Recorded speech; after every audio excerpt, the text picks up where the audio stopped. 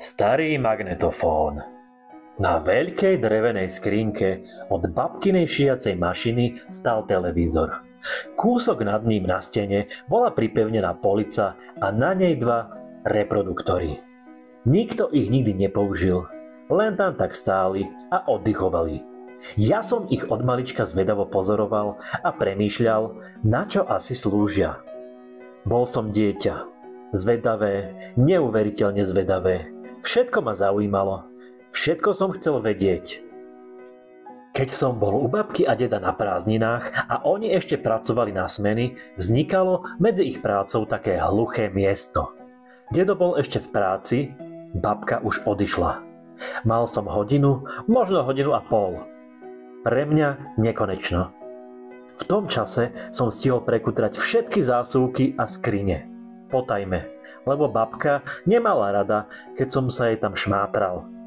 Ale ja som si vždy zapamätal, kde čo bolo, aby nezistila, že som tam sliedil. Občas som sa prezradil aj sám. Ako vtedy, keď som sa deda spýtal, môžem si nechať ten tvoj starý odznak z vojny? Len si ho ber, povedal. V tej chvíli babka spozornila. A ty odkiaľ vieš, kde je ten odznak? Ja som ho náhodou objavil. No určite, zasa si sa hrabal v zásuvkách, pravda? No, ale len trocha. Vieš, že sa to nepatrí. Ja viem, na budúce to už nespravím. Ber ho, ale viac sa mi tam nehrab. Celý natešený som otvoril tretiu zásuvku od vrchu a zozadu vybral odznak. Sľub som samozrejme nedodržal. Na ďalší deň som sa rozhodol pozrieť na skriňu. Vyliezol som na stoličku a vtedy som ho zbadal.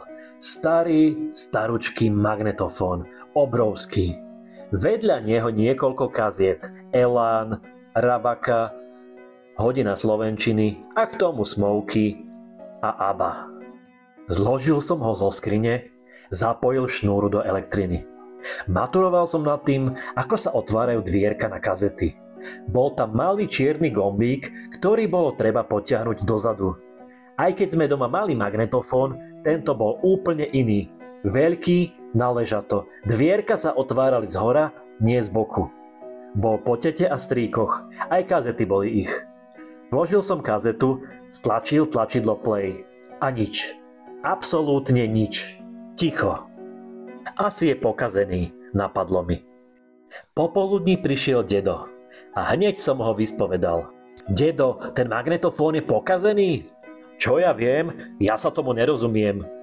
Točí sa, ale nič nehrá. Ty si inžinier, ty tomu rozumieš viac než ja. A šiel si po svojom.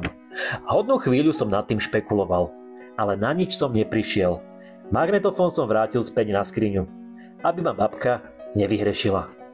Na druhý deň ráno som sa jej spýtal. Babka, ten magnetofón na skrini funguje? Zasa si snoril po skriniach? Ale čo by, veď on je na skrini, nie v nej. Veď to je to isté, už si zabudol, čo si mi sľúbil? Prepáč, babka, ja som neodolal. Veď je to stará haraburda, rob si s tým, čo chceš, usmiala sa. Ďakujem! Zvolal som natešene a zložil ten čudný magnetofón zo skrine. Znova som sa s ním babral. Všetky tlačidlá, kazeta sa točila, zvuk nikde. Vzal som ho do rúk. Otáčal som ho a na zadnej strane boli čudné koncovky. V magičoch som sa vyznal. Na našom východonemeckom som nahrával piesne z rádia. Chýbal začiatok, niekedy aj koniec, nevadilo. Hlavne, že tam hrali Peter Nať a Kristýnka. Pre dnešnú mládež to znie ako sci-fi. Neboli MP3, YouTube ani Spotify. Len rádio a kazety a pirátske nahrávky tvojich obľúbených piesní. Jednu zimu som si nahral celú rozprávku Popoluška, bez obrazu, len zvuk. Brat iba krútil hlavou. Na čo ti je rozprávka bez obrazu? Ale keď ju nebudeš púšťať, ja ti to zmažem, vyhrážal sa. Neopováž sa, vystrihal som ho. Takže v kazeťákoch som bol macher. Ale tento starý šrot, ten bol nad moje sily. Nedalo mi to spávať. Dni a dni a nič. Asi je naozaj pokazený, skonštatoval som. Raz babka potrebovala vyťahnuť lapačku, čo jej spadla za skriňu. Bol som chudý, prešmykol som sa medzi nábytok a tam som to zbadal. Z police s reproduktormi trčali káble, kolík a dierka. Zrazu mi to došlo. Mám to! Skrikol som natešene. Toľko radosti pre jednu lapačku? Pokrútila hlavou babka. Ale čo by? Magneťák! Položil som ho na stoličku, čo najbližšie k televízoru, spoza ktorého trčali káble. Zobral som kábel z reproduktora a zasunul ho do magnetofónu. Ani som nedýchal. Vložil som kazetu, stlačil play. A z reproduktora sa ozvala Kráľovna bielých tenisiek. Od radosti som vyskočil. Babka, funguje! Zreval som a behal hore dolu po izbe. Od toho momentu milujem Elán. Každé prázdniny som si púšťal tie isté kazety, až som sa tie piesne naučil naspamäť.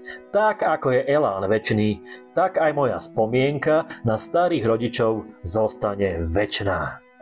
Ďakujem vám za pozornosť. Ak sa vám nahrávka páčila, zanechajte mi tu prosím like a sledujte ma. Vďaka.